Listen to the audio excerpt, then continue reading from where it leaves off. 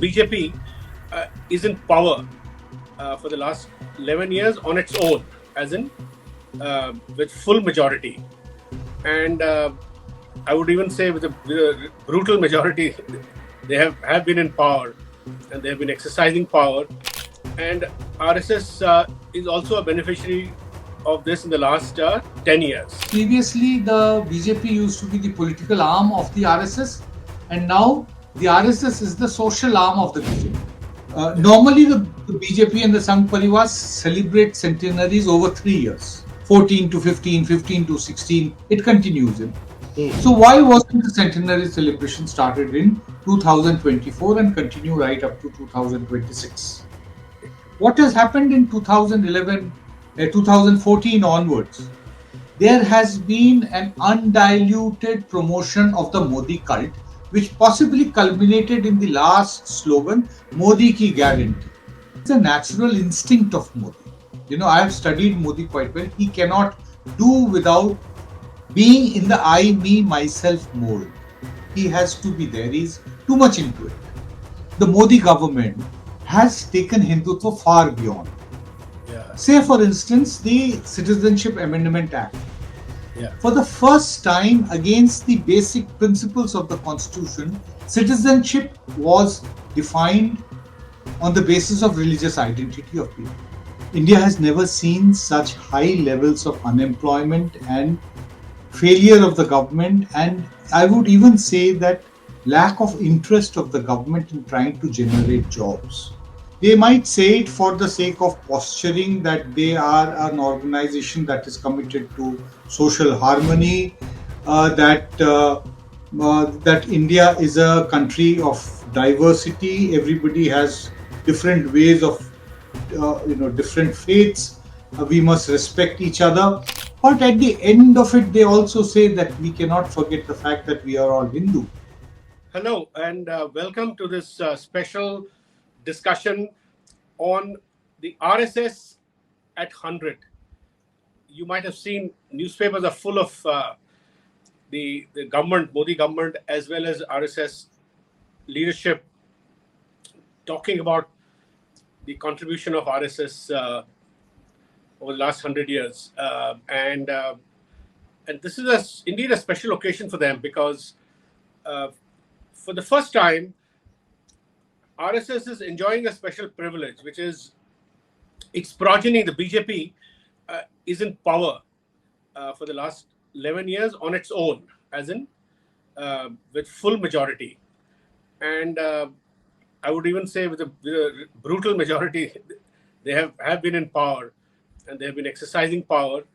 And RSS is also a beneficiary of this in the last 10 years, the last 11 years, during the Modi regime particularly.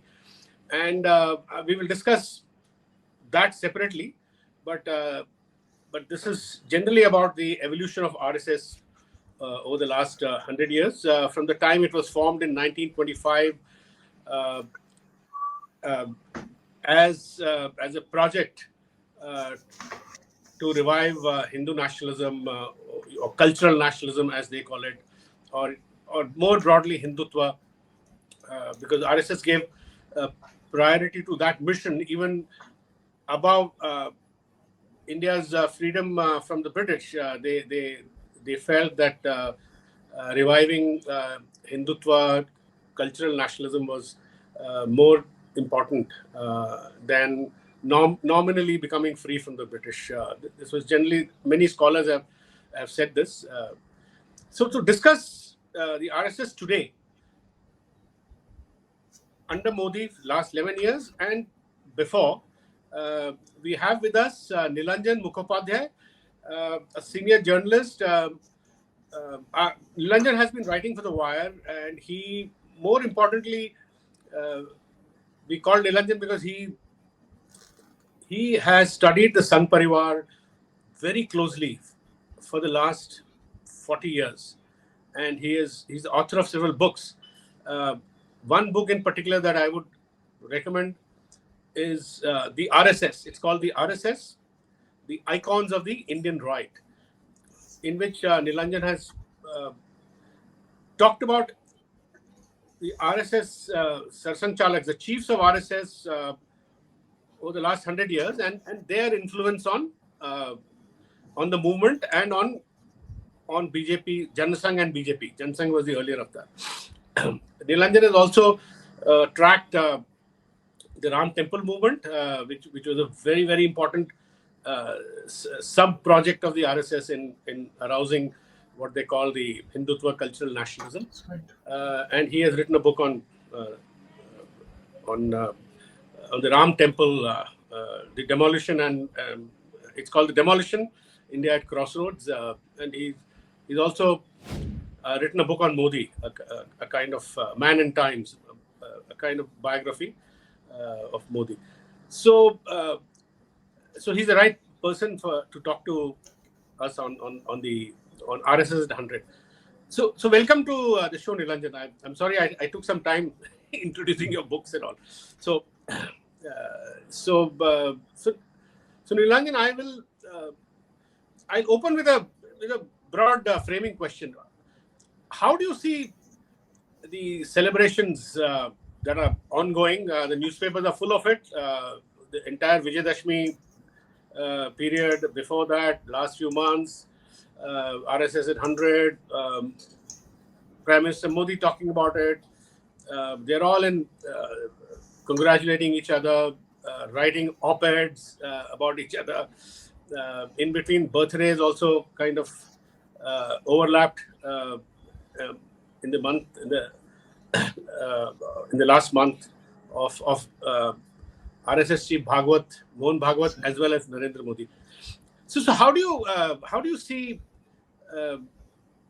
this whole this number one, this confluence where RSS is celebrating its 100 years while BJP is in power, and they've exercised brute power in the last 10, 11 years?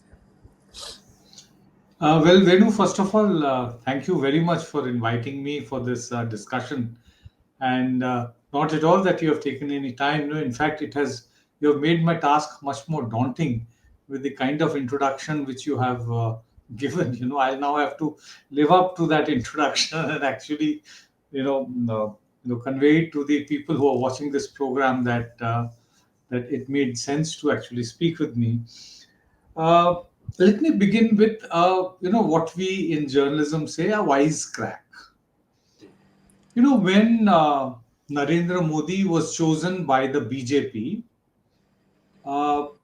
back in 2013 as the prime ministerial candidate of the BJP, so I had written an op-ed for one of the newspapers published from Delhi, the Business Standard, in which I had come up with, to me, it appeared to be quite a wisecrack of that time. I said that previously the RSS used to be known as the big brother within the Parivar, but now the big brother, by nominating Modi, has stepped down to the position of becoming the twin.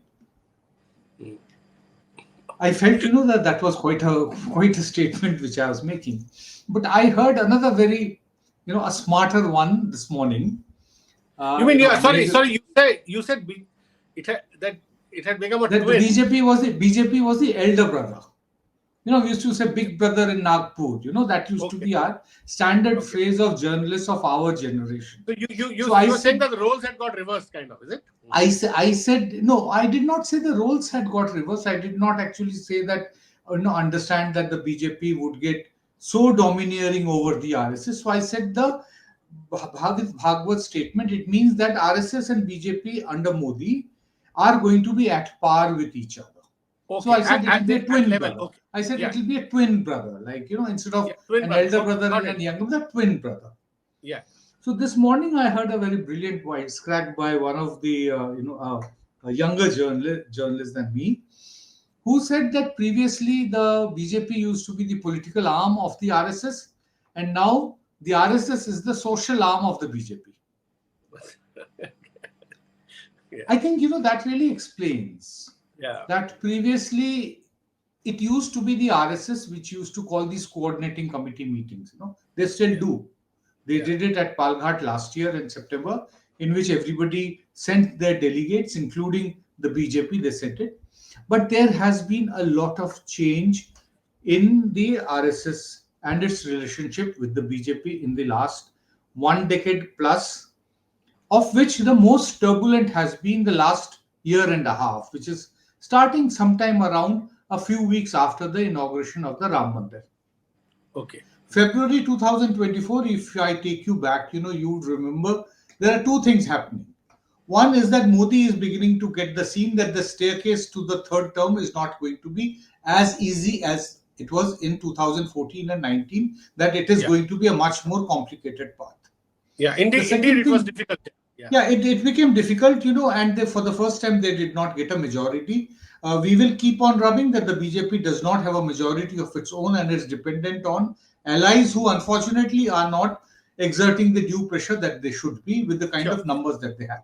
So they are betraying the mandate. Their own voters would remember that. Anyway, that's a separate thing. The second thing which the BJP or Mr. Modi understood is that the RSS was not fully committed to that particular electoral campaign. Its cadre was not visible on the ground. There was a kind of disenchantment. I remember in my own colony, where I live, which is teeming with RSS people, they would come every time, to our your homes. Colony in Ghaziabad, it's in UP, right? Yeah, that's in Yogi Land. Yeah, I Yogi Land. like to call it Yogi Land. No, that's an important fact. Yeah, that's an important fact that we are part of Uttar Pradesh. We are a part where the Chief Minister is Yogi Adityanath, who is not from the mainstream of the BJP and the RSS. We have to that's where remember the that. BJP got the biggest setback also. That's why. Yeah, that is where the big setback was there in 2024. Yes, that's absolutely right. So when I did not see the RSS cadre, who would otherwise come to our house for every small thing, including collecting donation for the Ram temple, for distributing the akshat, which was there, the token symbolic offering which was made during the puja, that was also come and shared with all the people. So I asked these people, "Aap log aa kyun nahi rahe hain?" So this guy, laughed and he said, "Ki Modi ji ne guarantee liye, to wahi jitwayenge." Now this was a play on the Modi ki guarantee. Okay. That slogan. If he has taken the guarantee of it, so let him do. Why bother us? Yeah. So that was evident, and it continued beyond the 4th of June with Mohan-Bhagwat taking one bab after another. Yeah, that was relentless. Asli seva kaun hai? It just continued, and he never took Modi's name, but anybody, even the uninitiated in politics, would have understood that these babs are directed at Mr. Modi. Yeah. So it is in that backdrop that we are having this centenary celebrations. Normally, the BJP and the Sangh Parivar celebrate centenaries over 3 years. That is how it had started with Deen Dayal Upadhyay's centenary in 2014. From that time onwards, they started earlier, from 14 to 15, 15 to 16. It continues, So why wasn't the centenary celebration started in 2024 and continue right up to 2026? Technically speaking, Sawa Saal, the 100th year had started last year. Mm-hmm. The Hindi and the Hindustani and the Hindutva way of calculating it, the 100th year started last year. Yeah. So why they didn't? Because the situation was not very good for it. Relationships became somewhat better when in March, Mr. Modi went to Nagpur. He went and met Mohan Bhagwat, had a one-on-one meeting in Reshimbagh where the Hedgewar Smriti Bhavan is there, and then participated in an inaugural function of a wing which is run by the RSS affiliated organization. They run a hospital. So, and appeared publicly in Mohan Bhagwat with the kind of message that, well, all is fair in love and war and all is forgotten for the moment now that we are once again. We realize that we are both dependent on each other. We need each other. What had hurt the RSS... Can I ask you a question here? Yeah. I mean, just a supplementary. Sure. What was this intra-family dispute and why was it so intense? Okay. Yes, it's a very valid question. Why was it? What was the problem? The problem is that the RSS has there's a slight amount of dichotomy in the two principles that they believe in. The one principle is that the Sanghatan is more important than the Vyakti. Yeah. That the organization is more important than the individual. Yet, the RSS is also dictated by the principle of Ek Chalak Anuvartitva. This is a principle which was propounded by Hedgewar right in the beginning in the 1927, 28, 29, the first 5 years. Can you Ek explain Chalak, Ek Chalak? yeah, Ek Chalak Anuvartitva means one leader is going to be calling the shots. Okay. It is going to be the dominance of one person. So the Sarsang Chalak becomes very important within the RSS. Yeah. The executive power may be with the Sarkaryabha or the General Secretary, but it is the figurehead is the Sarsang Chalak. But there is a contradiction. So if you say that the Vyakti is not important than the Sanghatan, so why is it the Sarsang Chalak so important? Yeah. Anyway, that is something for, at a theoretical level to debate. But as far as when it relates to the other affiliated organizations, the BJP, the RSS expects all of them to give greater importance to the organization and not to promote a personality cult. Okay. What has happened in 2011, 2014 onwards, there has been an undiluted promotion of the Modi cult, which possibly culminated in the last slogan, Modi ki guarantee. Yeah. That is something which actually caused the umbilical cord to break or get damaged a bit. So this is too much. Yeah, please. I want to just add one thing to what you said. Just Yes. supplement. Modi ki guarantee plus that famous remark that he's a non-biological, that he's God, to which RSS chief also remarked, saying that Right. Yeah, that people should say you're God. You should not proclaim that you're God. Yeah. Yes, exactly. No, several things, which Modi was also saying, like he got Nadda to make that very famous statement that we do not need the RSS. Yeah. So the RSS people said, well, if you do not need the RSS, why should we come out to campaign? You think Nadda would have said that without the endorsement of Modi? I don't think so. He would dare to take a breath without the endorsement of Modi. I'm just speaking figuratively. Yeah. Every utterance of his would have to be cleared of everyone, not just Nadda. Every leader of the BJP, unless they have a clearance, if they say anything, it actually gets a frown from Modi. Yeah. Okay. So that is what has happened. That the RSS had lost the preeminent position which it had. After March, things appeared to be fine, but then came the attack in Pahalgam, and then came Operation Sindoor, and once again Modi's saying that I have done it. Once again, this became the Modi ka sarkar, and it was no longer the NDA ki sarkar, as it was there from June till about the attack on Pahalgam by the terrorists. The cult thing keeps coming back. The cult comes back. It is sort of way. It is because it is a natural instinct of Modi. I have studied Modi quite well. He cannot do without being in the I, me, myself mold. He has to be there. He's too much into it. Okay. So you felt that you felt that with all these issues that Bhagwat has with Modi, probably still has, for the celebrations during Vijayadashmi, they try to bury they try to intra-family dispute, I would say. They try to bury it and try to celebrate it jointly, right? That's right. And in fact, both were praising each other. Like Modi in his speech, said about the RSS has done that, done this. It has been very nice. Prior to that, on the 15th of August, in his speech from the Red Fort, he had talked about, about the RSS, its impending centenary celebrations.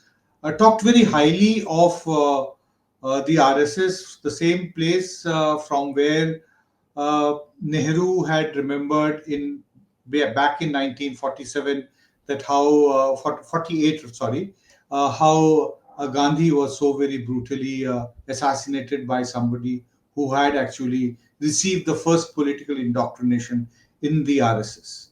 We cannot ever forget the fact that Nathuram Godse was not just initially trained with the RSS, but his last words were also the RSS prayer when he was being executed or hung in the Ambala jail. We Yeah. cannot forget that. Okay. And Modi even praised. If you see the newspapers, last 2 days, 3 days, last week, he praised Bhagwat's Vijayadashmi speech also. In a tweet, he was all praise for the Vijayadashmi speech of Bhagwat. Did you see that? Yes, I have seen that. I have But seen also, that. but in that speech, I just want to bring one thing. Yes. In that speech, Bhagwat, towards the end, he says that agar samaj sangathit ho, if there is unity in society, then you don't need politicians, you don't need a government, you don't need a party. Then he pauses and then he says, you don't even need an avatar. So that that statement gave me the impression that while they've reconciled the intra-family dispute, I keep saying intra-family because it is intra-family. But we should not have any illusion that they are irrevocably kind of he still hold. There still seems to be some bitterness. In that sentence actually showed that there's bitterness, that you don't even need avatars. You don't need an avatar to bring harmony in society. Yeah. No, that is absolutely true. The differences which are there between the RSS and Modi personally are not because of intrapersonal squabbles between Mohan Bhagwat and Modi. The two of them have been friends as well as political associates since the 1970s. We cannot forget the fact that both of them are of the same age, different,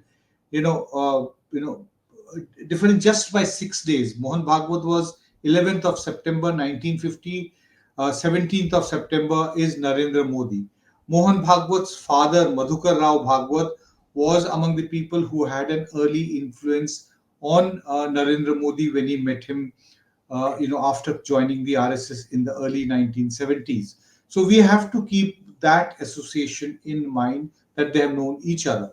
But the difference is over the style of functioning of Modi, his promotion of the personality cult.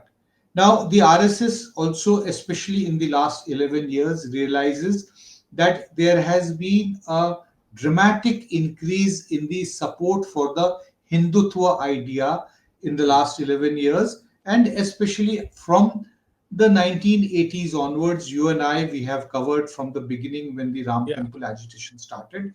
It had the BJP and the Sangh Parivar just was not existed in terms of the social vocabulary did not consist of any of these issues.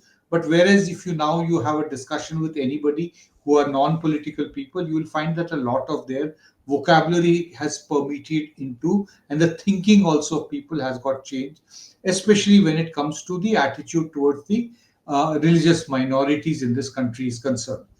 So the RSS knows that to win elections, you do require the boost of individuals as well as the Sangathan. Both these things are needed.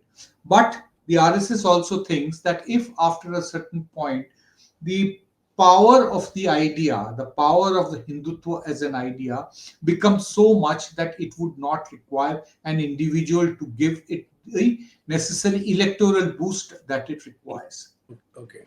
The moment the RSS feels that the Hindutva support for Hindutva has reached that threshold level, it would be taking a fundamental decision of jettisoning any individual who tries to become bigger than the organization or the idea. That is maybe even Modi. Till the time that does not happen, the RSS is going to be caught in this dilemma of not liking Modi's way of functioning, but still being dependent on him to get the electoral, victory for the BJP. Because it is important.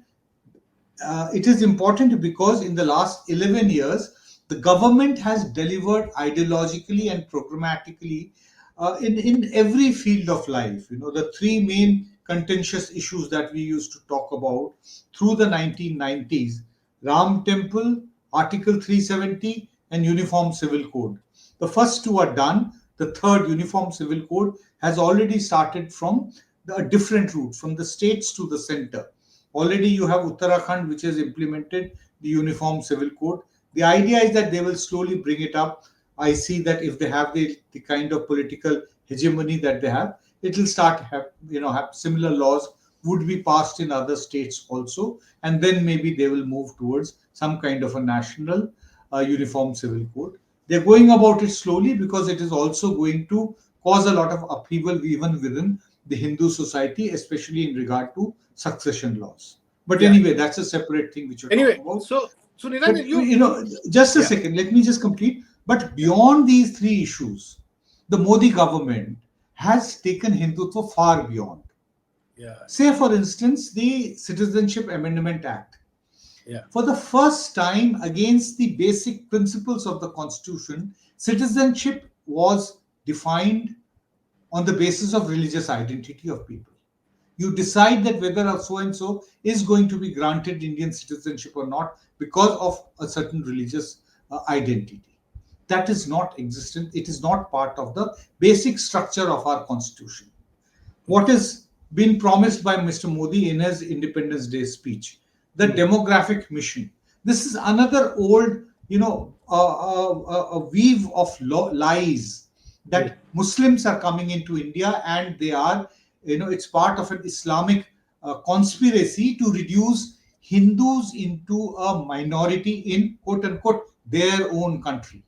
okay, Hindus consider that RSS thinks that this is the Hindus' country yeah. of the Hindus. Hmm. That is it. So it would not, the RSS would not like to sacrifice these things. Still, it knows that we don't require Modi, yet we'll continue to win elections. Okay, okay. So Nilanjan, you touched upon a very interesting thought just now. You talked about RSS's relationship with power. So it is very clear that in the last 10, 11 years, RSS has, through the BJP, it is exercising power de jure, as in it actually has power. But in all the in the previous decades, I mean, you have written about various other RSS chiefs, Balasaheb Devras before, Raju Bhaiya, Sudarshan, KS and Sudarshan, and you can go back further. The RSS BJP was not in power most of the time. They briefly they came to power briefly, not as BJP, but during emergency of course by merging with into Janata Party, and later maybe once under Vajpayee. Again, they were really minority, as in very minority. I mean, not like now. So how do you see? And you said that RSS is now enjoying real power. Earlier, they were enjoying power because of the penetration of various state apparatus. I would say judiciary, police system, which is very clear. You can see it in the Ram Temple movement. I've written a piece where I said that at every point they had critical people, district magistrate or some police chief, DG police or lower courts. Anyway, eventually it went up to the Supreme Court. They had influence on people. Now, how do you compare this actual power that RSS has enjoyed in the last 10, 11 years as opposed to de facto power in a more subterranean sort of way, insidious sort of way they've exercised power to basically to further all their projects. So do you think enjoying real power along with Modi has also caused the RSS some apprehension in the RSS leadership that they might lose some credibility, because exercise of real power creates a lot of backlash also. All the unpopularity on account of several issues, economic inequality, the way the economy has really sort of performed. RSS leaders have repeatedly said that the economy is not really, firing for the bottoms 70-80% of the people, and they've also talked about Mohan Bhagwat in a speech said massive concentration of wealth among the capitalist class, all those things. So now the question is, in its 100th year, is RSS also scared that it may become unpopular because of the actions of as you say, the twin brother, as in the BJP? Yeah. No, definitely there is a fear that the government is not delivering on the economic side. India has never seen this level of disparity which is there between the richest and the poor. India has never seen such high levels of unemployment and failure of the government, and I would even say that lack of interest of the government in trying to generate jobs. We remember that very famous statement by Mr. Modi made, that it is not the job of the government to generate jobs. You should not be job seekers, but you should be job givers. And then everybody should become an entrepreneur. That is when he made that very famous pakoda statement, that everybody can become you can sell pakodas.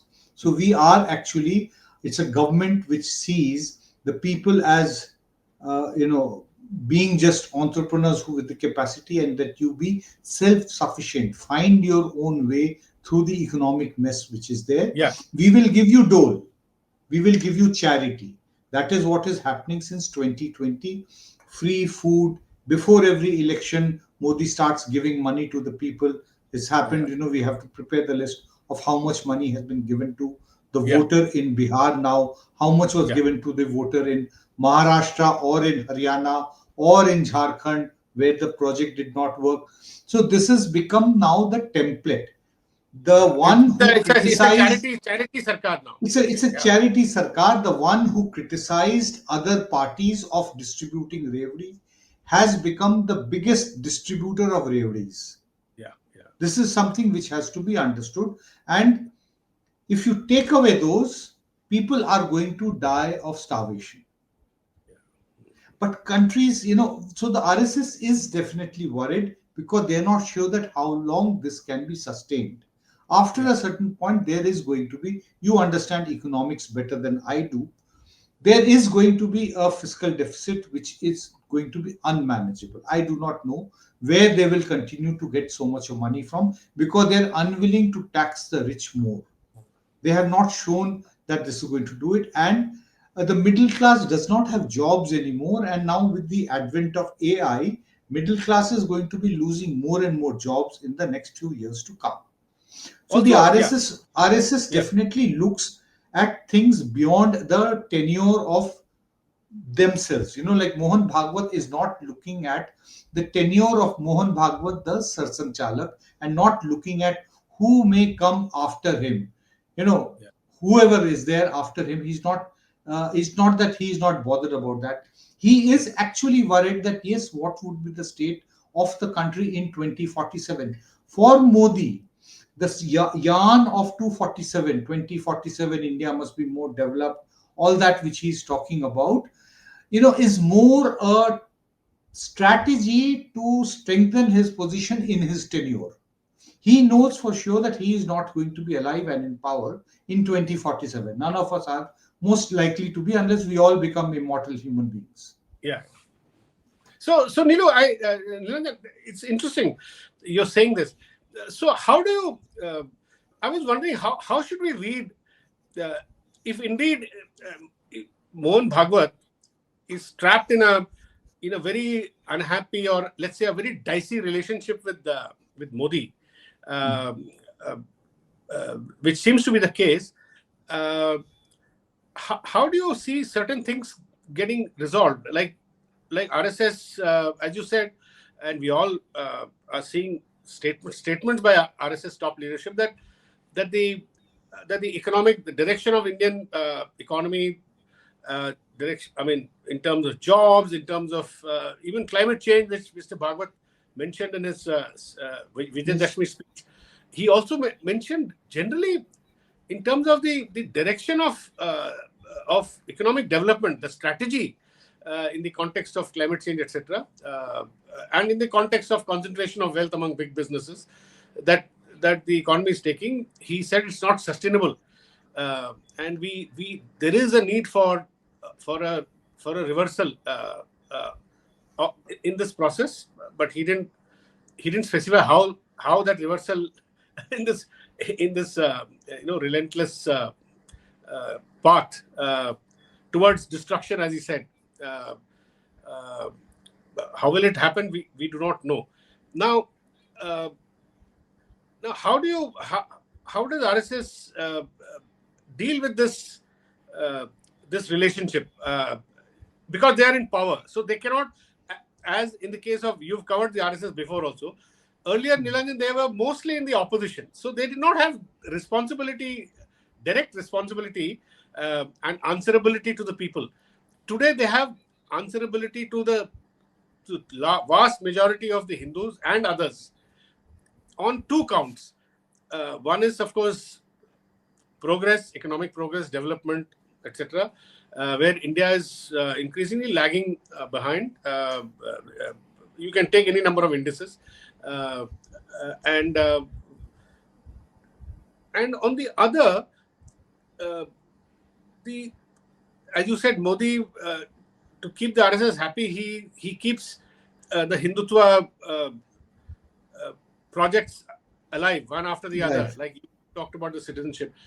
Now, it also appears that the RSS is unhappy that some of these Hindutva projects, which are going not going the way as planned, and bringing more discredit, as in the case of citizenship project.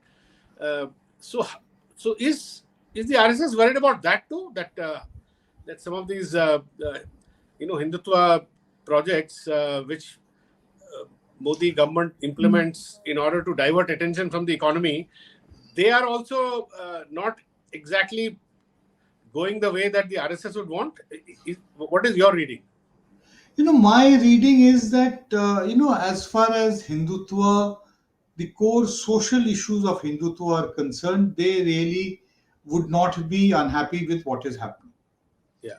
They might say it for the sake of posturing that they are an organization that is committed to social harmony, that India is a country of diversity. Everybody has different ways of, different faiths.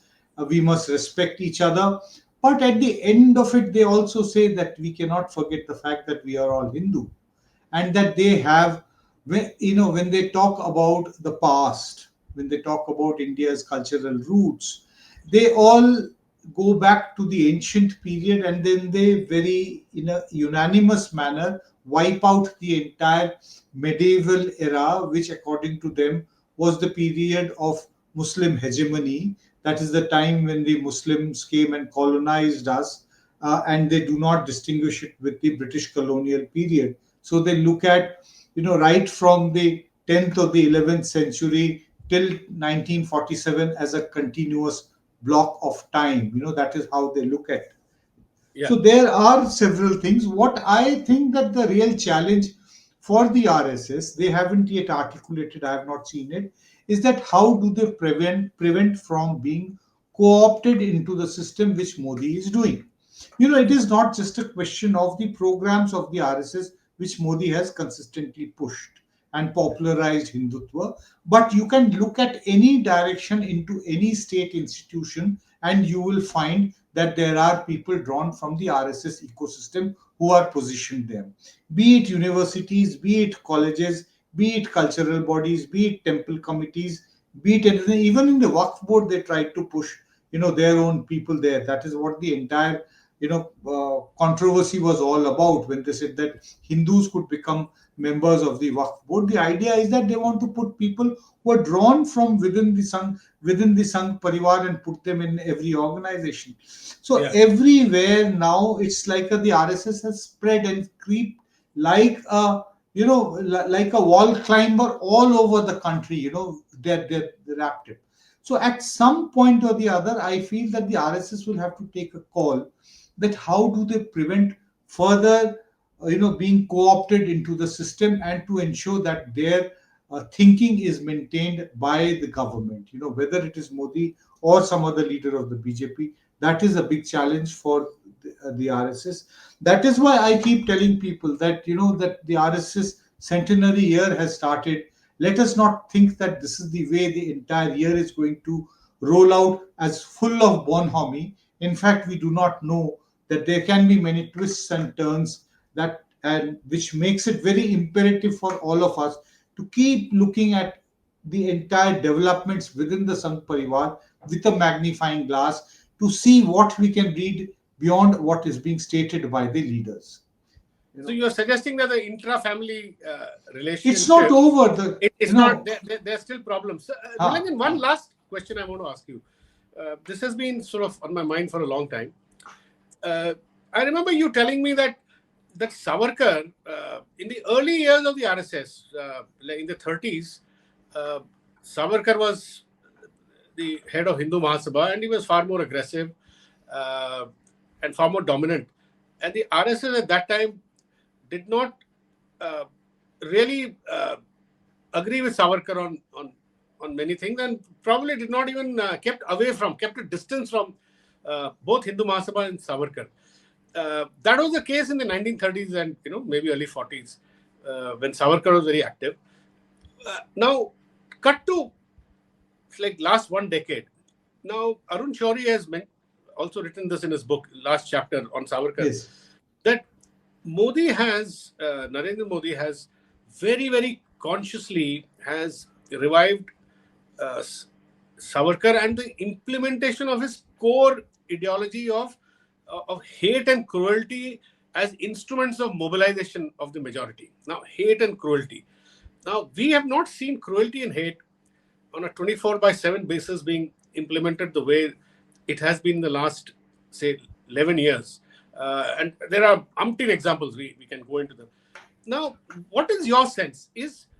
Has RSS now reconciled to the Savarkar idea of cruelty being implemented as an instrument of mobilization, or is it still troubling the RSS? Because sometimes Modi-Bhagwat is heard saying that the ecosystem, when he's confronted with this fact that the minorities are being harassed on a daily basis, especially Muslim minority, he keeps saying, no, we have to dial down Hindu-Muslim tension. He keeps talking about it, but then he also says that we don't have much control over the ecosystem that is doing it. Now, what is he referring to? Which ecosystem? Bajrang Dal is part of the RSS. It's an arm of the RSS. Why can't they control Bajrang Dal? Why can't they control all the assorted sadhu organizations? Of course, which even Modi can control, because the state has the power to control people, right? So what is your sense on this particular aspect of cruelty as an ideological instrument of mobilization? No, cruelty as an instrument of mobilization of people is very much been a part of the RSS strategy right from the beginning. That do you not remember through the 1980s when they were setting up, the Ram Janmabhoomi movement? They were pasting slogans like this was under the Vishwa Hindu Parishad, which was being guided by Moropant Pingle, who was a hardcore RSS and one of the claimants to being the Sarsang Chalak after Bala Saheb Deoras. He couldn't become because they wanted somebody from North India to be. That is how Raju Bhaiya became the Sarsang Chalak in 1994. But Moropant Pingle, who was actually doing it, they had wall writings all across the North India, at least that is where we traveled, saying ki main Babar ka damad hu. What do you mean by saying, what did they mean by saying that I am the son-in-law of a Muslim emperor? That means that I am sleeping around or raping a Muslim woman. Sexual violence was an integral part of the Ram Janmabhoomi movement. Look at the languages. You're right. I'm not saying that cruelty didn't exist earlier. What I'm saying is, what is different in the last, say, 10 years under Modi is that they are in power. Number one, they are in power. While they are reviving the Savarkarite version of cruelty, they are in power. Earlier, they were not in power, so they had a certain deniability also. Earlier, you would ask questions, media would go and ask governments, like we asked the Congress, why were the locks opened? So we didn't obviously behind the opening of the lock there was a big there were other factors, right? No, so in recent years, in 10 years, RSS and BJP are in power. So the questions will be if there's any negative kind of fallout of this relentless campaign of cruelty, with which many now moderate Hindus are also getting a bit tired. So combined, how will it? I mean, will that? Is RSS worried about that, or is it okay with it? I don't think so. It is really worried, because if it was very worried when there is somebody actually makes a hate speech, or when somebody actually goes and leads a lynching brigade, all they have to do is to make one phone call to Amit Shah and say that this violence must stop immediately. The Indian state has immense reach and immense power to quell any incident of violence anywhere in this country within a very short period of time. I'm not saying that they can do it instantaneously, but they can do it. Already, you see, the Delhi police has started preparing for a kind of uprising which happened in Kathmandu. And you can see that this government is really worried. And that is what they're thinking, that suppose there are uncoordinated movements which start coming up, protest movements against the government, like it happened during the CAA, what is going to be the response of police forces? So this is an immensely advanced kind of policing system which has evolved in India, and especially in the last 11 years. It's very carefully planned that you want to take the benefits of this cruelty, they're there to take it. But when it comes to being held responsible, who is going to hold them responsible? And the international platform, which is very important for Mr. Modi to go and showcase himself. So he does not want to get a bad name. He does not want to be seen like Erdogan or Bolsonaro anywhere in the thing. He wants to be seen around as a great person, somebody who is truly a democrat, for his relationship with some of the countries like France, UK, several other countries, where which have an equal interest in keeping good ties with India. Okay. So finally, Nilanjan, what sort of, in the coming months and say coming year or 2 years, briefly, can you just tell us how do you see the relationship between RSS and BJP, more particularly between Modi-Bhagwat and Narendra Modi, will pan out? I mean, what do you predict? I would not be able to, it's not very wise for us to do some crystal ball gazing. We're not trying to look ahead, but I know for sure that there is going to be no ideological conflict between them. There definitely will not be any programmatic divergences between them. The goals and the objectives are same.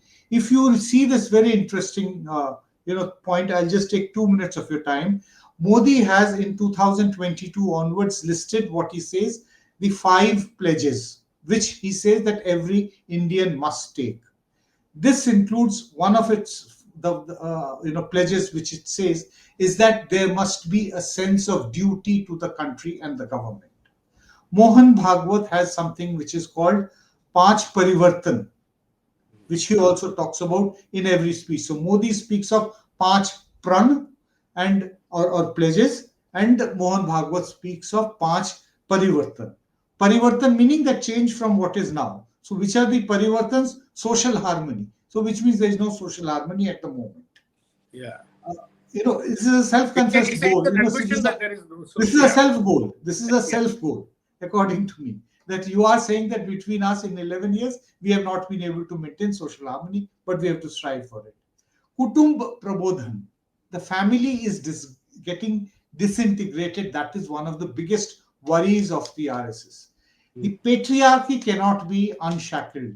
Patriarchy must be having a tremendous hold over Hindu society. Environment, he also refers to it. Chalo bhai, it's a good issue he's talking about. Climate change, he has after all studied animal husbandry. He's been a veterinary doctor trained. So it must reflect. Swadeshi, we can understand the fear of multinationals. It's also been part of the economic nationalism. Swadeshi Jagran Manch very much came up in the time that You and I were reporters when GATT was phasing out and WTO was being introduced. That is the time. Swadeshi Jagran Manch came. And then finally duty. Yeah. So this entire idea that this is the government and this is a state which is driven by the sense of duty of citizens, not the recognition of the rights which the people have, which is enshrined in the constitution. The government is not committed to ensure that the citizens are provided the rights that they are entitled to, but they have to perform their duties. So instead of being a right-based state and the relationship between the citizen and the state and the government, it's being reversed, that the citizen has to be dutiful, and only then a benevolent, charity-driven state is going to provide them with the bread and butter. As far as your basic question, how things will pan out, let's see this 1 year, and then we will be possibly at the end of, after Vijayadashami in 2026, we would be in a better position to take stock and then say that where the next few decades is going to be, as insofar as BJP and RSS is concerned. So yeah, you're right. So this whole focus on duty, citizens' duty rather than rights, also causes apprehensions about their attitude to the Indian Constitution. It's largely right, which is recognized for much more fundamental rights. So thank you, Nilanjan, for unpacking the RSS and its relationship with BJP and generally relationship with power. And let us see how things play out in the coming months. Politics is very alive and very interesting. We are living in interesting times. Thanks, Nilanjan, for being with us. Thank you.